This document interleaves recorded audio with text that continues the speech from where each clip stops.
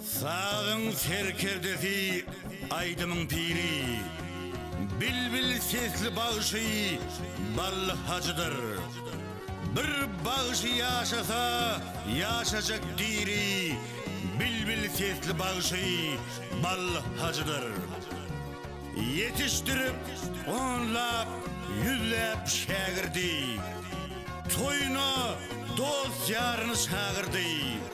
At ovalı ägirtlerim ägirdi, bilbil sesli bağışı ballı hacıdır. Aydım sal yanlansa törünü öyün, diyeler kolaya gelmezmiş ölüm. Boysancı Türkmenin bilegi toyun, bilbil sesli bağışı ballı hacıdır. Yamandan set at kalırmış yağışıdan, seret tapağutlu bağışıdan. Bütün ömrüm şu senede bağış eden, bilbil sesli bağışı ballık hacıdır. Sungot sıynap gördü nicem oğlanı, dövrün sağınası necep oğlanı. Bir atan bağlası açıp oğlanı, bilbil sesli bağışı ballı hacıdır. Kazak! Stop! Stop! Ne oldu? Stop diyeyim de stop. Toyun toyuluştu. Çeppi. Ekli halife başınım ballı hacı. Ekli halife başınımın adından.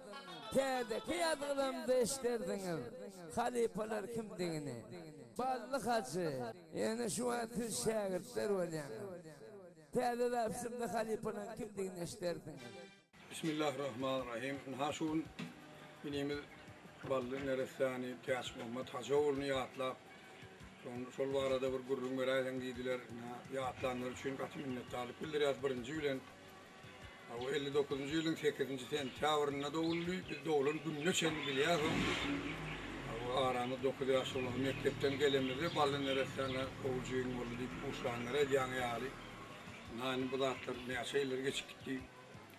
Ballı neresi o yaşacık kadar katı alçak değil. Ömür keplemen yoran adamlara aşo uğrun taptılar edip kepledi ya çok.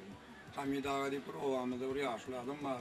Yani keplerini gülünü görünümü yoktur. Sonra reste onu son gülünüm katı şeyle beyaz çıkarak şu değişken demedim uğrun tapıp şey yarak. Böyle zehini değil Allah'ın öyle ona bir hili yat keşif veriptir. Ovamın moğlu Ahmet moğlu'dum da ama yatlar yorurdum. Ne aşağıdan okuttum onu ballı yalık yat keşliği yine görüm okudum. Elbette Hakan Bayır'dan geçenlerde Hakan. O da sonra yat keşif bari. Ne ulanın onun ne mi bunu? İl tanıdı. O katkenlatlar boyut gitti halkımıza gelecekte ne mi? Olsa meşhur yali, merdan yali, can koyuyorlar, tapılıp görünürler. O mezatlarını ile yayarlar diye niyetimiz var. Önümüz o arada bir ayçiçek lazım. Dödünün nobat. Seyitliğinin zayinine, öyününe, son akkoyun toyu berilerine, ehlik marveladın, ehli şahirleri, yazıcıları yüzüp sordu. 7. Oktyabr 2000. yılda Yalbal'ın resami oğlumun ömün çözdü. Son ehli adamın ömününü, Hakan Payırgül'ün görüşününü, adamlar şu adam, şu orayalık beyik adam bize deydi, şu dövdüğümüz Ballı Hacı'nı, oğla Allah galiba şu adamın ömrü dünyayı inni deyip, diyor ben deydi sungut adam oğlumdan belet deydi. Allah Teala deydi her adamın hem edenim oğlu bir zaten beriye deydi. Bir yerine ustaçılık, bir yerine sağlanma, bir yerine boşu yazmak, birine yeni sonu alıyor. Antadan iki zatı bir adama beren ok deydi. Yani sonuna deydi, şola etti, sungut yağlı yarında da. Şu balığın arasında deydi, hem aydın mörttür deydi, hem peki alıp eli vaat edip şunu yatla halkın içinden şu köyali yardım şu kayıtlar. Onu hemen öz ağabeyim ben onu yo nemede otursam biliyor onu aylık şey tanıya. O gelecekte yan kayışımı alıp belki hal bu var ya sonra can koyarlar yine adam büyüklüğünü öğrenirler din tamamı var. Ne önümüzde kaydede 11. noyabr'da ne git olursun sadakasını vermekçi eşitmeyen adamlar eşitip neticesi oldu başlar sağlığından geldi.